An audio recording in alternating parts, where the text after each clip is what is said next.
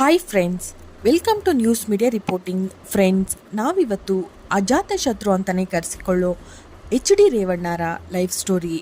ಎಷ್ಟು ಓದ್ಕೊಂಡಿದ್ದಾರೆ, ಆಸ್ತಿ ಎಷ್ಟು, ಅವರ ರಾಜಕೀಯ ಜೀವನ ಹೇಗೆ, ರೇವಣ್ಣ ಜ್ಯೋತಿಷ್ಯ, ವಾಸ್ತು, ಹುಣ್ಣಿಮೆ, ಅಮಾವಾಸ್ಯೆ, ರಾಹುಕಾಲ ಎಂದು ನಂಬೋದ್ಯಾಕೆ, ಇದಕ್ಕೆ ನಿದರ್ಶನ ಎನ್ನುವಂತೆ ಟೈಮ್ ನೋಡಿ ಅರೆಸ್ಟ್ ಆದ್ರ ಎಂಬೆಲ್ಲ ಮಾಹಿತಿ ತಿಳಿಯೋಣ. ಅದಕ್ಕೂ ಮೊದಲು ಯಾರೆಲ್ಲ ಇನ್ನು ನಮ್ಮ ಚಾನಲನ್ನು ಸಬ್ಸ್ಕ್ರೈಬ್ ಆಗಿಲ್ಲ ಅಂದರೆ ಈ ಕೂಡಲೇ ಸಬ್ಸ್ಕ್ರೈಬ್ ಆಗಿ, ಹಾಗೆ ಪಕ್ಕದಲ್ಲೇ ಕಾಣೋ ಬೆಲ್ ಐಕಾನನ್ನು ಕ್ಲಿಕ್ ಮಾಡಿ. 1957 ಡಿಸೆಂಬರ್ 17ರಂದು ಜನನ. HD ರೇವಣ್ಣ ಪೂರ್ತಿ ಹೆಸರು ಹರದನಹಳ್ಳಿ ದೇವೇಗೌಡ ರೇವಣ್ಣ ಅಂತ. ಇವರು 1957 ಡಿಸೆಂಬರ್ 17ರಂದು ಹಾಸನದ ಹರದಹಳ್ಳಿಯಲ್ಲಿ ಜನಿಸಿದ್ರು. ತಂದೆ ಮಾಜಿ ಪ್ರಧಾನಮಂತ್ರಿ ದೇವೇಗೌಡ, ತಾಯಿ ಚೆನ್ನಮ್ಮ. ದೇವೇಗೌಡರ ಮಕ್ಕಳಾದ HD Balakrishna, HD Kumaraswamy, HD Ramesh, HD Anasuya, HD Shailaja. ಇವರ ಪೈಕಿ HD ರೇವಣ್ಣ ಅವರು ದೇವೇಗೌಡರ ಎರಡನೇ ಮಗ. SSLCವರೆಗೂ ಮಾತ್ರ ಶಿಕ್ಷಣ. HD ರೇವಣ್ಣ ಅವರು ಹೊಳೆನರಸೀಪುರದ ಚಾಕೇನಹಳ್ಳಿ ಹೈಸ್ಕೂಲ್ನಲ್ಲಿ SSLCವರೆಗೂ ಓದ್ಕೊಂಡಿದ್ದಾರೆ. 10th ಪಾಸ್ ಆದಮೇಲೆ ವಿದ್ಯಾಭ್ಯಾಸಕ್ಕೆ ತಿಲಾಂಜಲಿ ಇಟ್ಟರು. ಆಮೇಲೆ ಸ್ಕೂಲ್ ಕಡೆ ಮುಖ ಕೂಡ ಮಾಡಲಿಲ್ಲ. ಬಾಲ್ಯದಿಂದಲೂ ರಾಜಕೀಯ ನಂಟು. HD ರೇವಣ್ಣ ಬಾಲ್ಯದಿಂದಲೂ ರಾಜಕೀಯದ ವಾತಾವರಣದಲ್ಲೇ ಬೆಳೆದ್ರು. ರೇವಣ್ಣ ಚಿಕ್ಕವರಿರುವಾಗಲೇ ದೇವೇಗೌಡರು ರಾಜಕೀಯದಲ್ಲಿ ಬೆಳೆಯೋಕೆ ಶುರು ಮಾಡಿದ್ರು. ಅವರ ರಾಜಕೀಯ ನೋಡ್ಕೊಂಡೇ ಬೆಳೆದ ರೇವಣ್ಣನಿಗೂ ರಾಜಕೀಯದ ಕಡೆ ಒಲವು ಬಂತು. ಜನರೊಂದಿಗೆ ಬೆರೆಯೋದು, ಕಷ್ಟಗಳನ್ನು ಕೇಳೋದು, ಹೀಗೆ ತಂದೆ ಆದಿಯಲ್ಲಿ ನಡೆಯೋಕೆ ಶುರು ಮಾಡಿದ್ರು. ಹೀಗಿರುವಾಗ ದೊಡ್ಡಗೌಡ್ರು ರೇವಣ್ಣಗೆ ಹೆಣ್ಣು ನೋಡೋಕೆ ಶುರು ಮಾಡಿದ್ರು. ರೇವಣ್ಣ ಅಂತೂ ಓದಿಲ್ಲ, ಓದಿರೋ ಹುಡುಗಿ ಜೊತೆ ಮದುವೆ ಮಾಡಬೇಕು ಅನ್ನೋದು ದೇವೇಗೌಡರ ಆಸೆಯಾಗಿತ್ತು. ಅದರಂತೆ ದೇವೇಗೌಡರ ಸ್ನೇಹಿತರಾಗಿದ್ದ ಶಿವಣ್ಣ ಅನ್ನೋರ ಮಗಳು ಭವಾನಿ ದೊಡ್ಡಗೌಡರ ಕಣ್ಣಿಗೆ ಬಿದ್ರು. ನಂತರ ಎರಡು ಕುಟುಂಬದವರು ಒಪ್ಪಿ 1985ರಲ್ಲಿ ರೇವಣ್ಣ ಮತ್ತು ಭವಾನಿ ಮದುವೆ ಮಾಡಿದ್ರು. ಈ ದಂಪತಿಗೆ ಸೂರಜ್ ಮತ್ತು ಪ್ರಜ್ವಲ್ ಅನ್ನೋ ಇಬ್ಬರು ಮಕ್ಕಳು ಆದ್ರು. ಮದುವೆಯ ನಂತರ ಲಕ್ ಬದಲು. ರಾಜಕೀಯದಲ್ಲಿ ತೊಡಗಿಸಿಕೊಂಡ್ರು. ರೇವಣ್ಣಗೆ ಅಂತ ಯಶಸ್ಸು ಏನು ಸಿಕ್ಕಿರಲಿಲ್ಲ. ಮದುವೆ ಆದ 2 ವರ್ಷಗಳ ಬಳಿಕ ಅಂದರೆ 1987ರಲ್ಲಿ ಹೊಳೆನರಸೀಪುರ ತಾಲೂಕು ಪಂಚಾಯಿತಿ ಅಧ್ಯಕ್ಷರಾದರು. ರೇವಣ್ಣ ನಂತರ 1994ರ ವಿಧಾನಸಭೆ ಚುನಾವಣೆಯಲ್ಲಿ ಹೊಳೆನರಸೀಪುರ ಕ್ಷೇತ್ರದಿಂದ ಸ್ಪರ್ಧಿಸಿ ವಿನ್ ಆದರು. ಜನತಾದಳ ಸರ್ಕಾರದಲ್ಲಿ 1996ರಿಂದ 1999ರವರೆಗೆ ಸಚಿವರಾಗಿ ಕೆಲಸ ಮಾಡಿದ್ರು. ಆಗಿನ್ನೂ ಕುಮಾರಸ್ವಾಮಿ ರಾಜಕೀಯಕ್ಕೆ ಎಂಟ್ರಿನೇ ಕೊಟ್ಟಿರಲಿಲ್ಲ. 1999ರಲ್ಲಿ ರೇವಣ್ಣ ಹೊಳೆನರಸೀಪುರ ಕ್ಷೇತ್ರದಲ್ಲಿ ಸೋಲು ಕಂಡ್ರು. 2004ರಿಂದ ರೇವಣ್ಣಗೆ ಹೆಂಡತಿ ಬಲ. ಪತಿ ಸೋಲು ಕಂಡ ಬಳಿಕ ಭವಾನಿ ಕೂಡ ಪತಿ ಜೊತೆ ಸೇರಿ ರಾಜಕೀಯದಲ್ಲಿ ಸಕ್ರಿಯರಾದರು. ಕ್ಷೇತ್ರದಲ್ಲಿ ಓಡಾಡಿ ಜನರ ಕಷ್ಟಕ್ಕೆ ಸ್ಪಂದಿಸಿದ್ರು. ತಮಗೆ ಟಿಕೆಟ್ ಸಿಗದೇ ಇದ್ರೂ ತಮ್ಮ ಪತಿ ರೇವಣ್ಣ ಪರ ಪ್ರಚಾರ ಮಾಡಿದ್ರು, ಕೆಲಸ ಮಾಡಿದ್ರು. ಇದರ ಫಲವಾಗಿಯೇ ರೇವಣ್ಣ 2004ರಿಂದ ಇಲ್ಲಿಯವರೆಗೂ ಒಂದೇ ಒಂದು ಸೋಲು ಕಂಡಿಲ್ಲ. ಸತತವಾಗಿ 5 ಸಲ ವಿನ್ ಆಗಿದ್ದಾರೆ. ತಮ್ಮನಿಗೆ ಪಕ್ಷದ ಮುಂದಾಳತ್ವ ಬಿಟ್ಟಿದ್ಯಾಕೆ?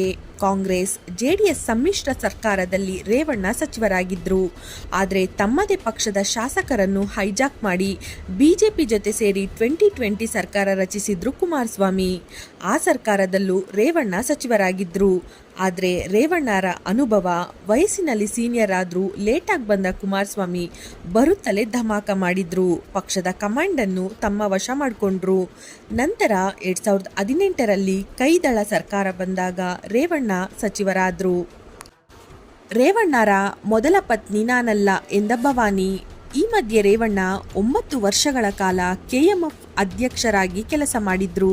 ನಂದಿನಿ ಹಾಲು ಒಕ್ಕೂಟದ ಸೇವೆಗೆ ಅವರು ಕಟಿಬದ್ಧರಾಗಿದ್ದರು. ಅದನ್ನೇ ತಮ್ಮ ಮೊದಲ ಪತ್ನಿಯಂತೆ ನೋಡಿಕೊಳ್ತಾರೆ ಎಂದಿದ್ರು ಭವಾನಿ ರೇವಣ್ಣ. ಹೀಗೆ ತಮ್ಮ ಪತಿಯ ಜನಸೇವೆ ಬಗ್ಗೆ ಮೆಚ್ಚುಗೆ ಸೂಚಿಸಿದ್ರು ಭವಾನಿ ರೇವಣ್ಣ. ಅಪಾರ ದೈವ ಭಕ್ತ ರೇವಣ್ಣ.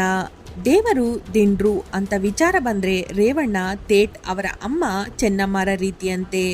ತಂದೆಯಿಂದ ರಾಜಕೀಯ ಜೀವನ ರೂಪಿಸ್ಕೊಂಡ್ರೆ ತಾಯಿಯಿಂದ ದೈವ ಭಕ್ತಿ ಬಂತಂತೆ ರೇವಣ್ಣಗೆ.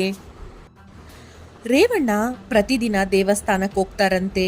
ಅಲ್ಲಿ ಪ್ರಸಾದ ರೂಪವಾಗಿ ಬರುವ ಏಲಕ್ಕಿ ಹಾರ, ಬಗೆ ಬಗೆಯ ಮಣಿಸರ, ಕೈಗೆ ಕಟ್ಟುವ ಬಣ್ಣದ ದಾರಗಳನ್ನು ಅವರು ಧರಿಸ್ತಾರಂತೆ. ನಿಂಬೆಹಣ್ಣು ರೇವಣ್ಣ ಅಂತಾನೆ ಫೇಮಸ್, ಅದಕ್ಕೆ ಸ್ಪಷ್ಟನೆ ಕೊಟ್ಟ ಕುಮಾರಸ್ವಾಮಿ. ನಮ್ಮ ಕುಟುಂಬದಲ್ಲಿ ಅಪಾರ ದೈವ ಭಕ್ತಿ ಇದೆ, ಆದ ಕಾರಣ ರೇವಣ್ಣ ಪ್ರತಿದಿನ ದೇವಸ್ಥಾನಕ್ಕೆ ಹೋಗ್ತಾರೆ. ಅಲ್ಲಿ ಪ್ರಸಾದ ರೂಪವಾಗಿ ಸಿಗುವ ನಿಂಬೆಹಣ್ಣನ್ನು ತರ್ತಾರೆ ಹೊರತು ಅದು ಯಾವುದೇ ರೀತಿಯ ವಾಮಾಚಾರದ ನಿಂಬೆಹಣ್ಣಲ್ಲ ಎಂದಿದ್ದರು ಕುಮಾರಸ್ವಾಮಿ. ಅರೆಸ್ಟ್ ಆಗುವಾಗಲೂ ಜ್ಯೋತಿಷ್ಯ ನೋಡಿದ ರೇವಣ್ಣ. ಹೌದು, ಜ್ಯೋತಿಷಿಗಳ ಮಾತು ಕೇಳದೆ ಮನೆಯಿಂದ ಹೊರಗೆ ಬರುವುದಿಲ್ಲ ಎಂಬ ಮಾತಿಗೆ ನಿದರ್ಶನ ಎನ್ನುವಂತೆ ಅರೆಸ್ಟ್ ಆಗುವಾಗಲೂ ಜ್ಯೋತಿಷ್ಯ ನೋಡಿದ್ದಾರೆ ರೇವಣ್ಣ. ಸಂಜೆ 6:50 ಬಳಿಕವೇ ಪೊಲೀಸರಿಗೆ ರೇವಣ್ಣ ಶರಣಾದರು. ಸಂಜೆ 5:17ರಿಂದ 6:50 ರೇವಣ್ಣ ಬಾಗಿಲು ತೆಗೆಯದೆ ಬಳಿಕ ತಾವೇ ಸ್ವತಃ ಬಾಗಿಲು ತೆರೆದು ಅಧಿಕಾರಿಗಳಿಗೆ ಶರಣಾಗಿದ್ದಾರೆ. ಹೀಗೆ ಅಧಿಕಾರಿಗಳಿಗೆ ಕಾಯಿಸಿದರ ಹಿಂದೆಯೂ ಜ್ಯೋತಿಷ್ಯ ಲೆಕ್ಕಾಚಾರ ಇದೆ ಎನ್ನಲಾಗಿದೆ. ರೇವಣ್ಣರ ಆಸ್ತಿ ಎಷ್ಟು? ಈ ಸಲ ನಡೆದ ಚುನಾವಣೆಯಲ್ಲಿ ರೇವಣ್ಣ 80 ಕೋಟಿ ರೂಪಾಯಿ ಮೌಲ್ಯದ ಆಸ್ತಿಯನ್ನು ಘೋಷಿಸಿದ್ದಾರೆ. ಅದರಲ್ಲಿ 15 ಕೋಟಿ ರು ಮೌಲ್ಯದ ಸಾಲ ಕೂಡ ಹೊಂದಿದ್ದಾರೆ. ಅಜಾತ ಶತ್ರು ರೇವಣ್ಣರಿಗೆ ಇದು ಕೂಡ ಪ್ಲಸ್ ಪಾಯಿಂಟ್. ಹೌದು, ರೇವಣ್ಣ ಎಲ್ಲ ರಾಜಕಾರಣಿಗಳ ಜೊತೆಗೂ ಕ್ಲೋಸ್ ಆಗಿದ್ದಾರೆ.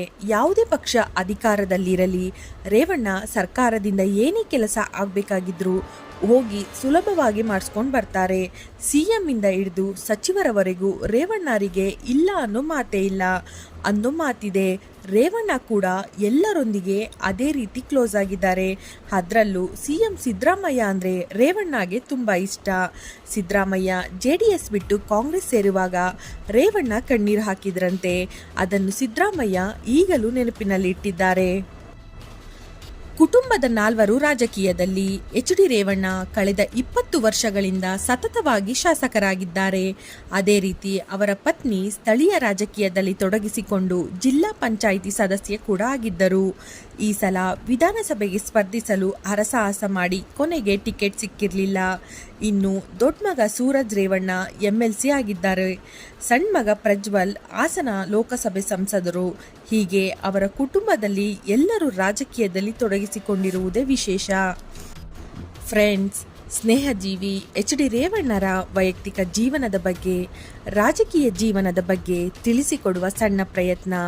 ಯಾರಿಗೆಲ್ಲ ಇಷ್ಟ ಆಗಿದೆಯೋ ದಯವಿಟ್ಟು ಕಮೆಂಟ್ಸ್ ಮಾಡುವ ಮೂಲಕ ತಿಳಿಸಿ. ಹಾಗೆ ಇನ್ನು ಯಾರೆಲ್ಲ ನಮ್ಮ ಚಾನಲನ್ನು ಸಬ್ಸ್ಕ್ರೈಬ್ ಆಗಿಲ್ಲ ಅಂದರೆ ಈ ಕೂಡಲೇ ಸಬ್ಸ್ಕ್ರೈಬ್ ಆಗಿ, ಹಾಗೆ ಪಕ್ಕದಲ್ಲೇ ಕಾಣೋ ಬೆಲ್ ಐಕಾನನ್ನು ಕ್ಲಿಕ್ ಮಾಡಿ. ಧನ್ಯವಾದಗಳು.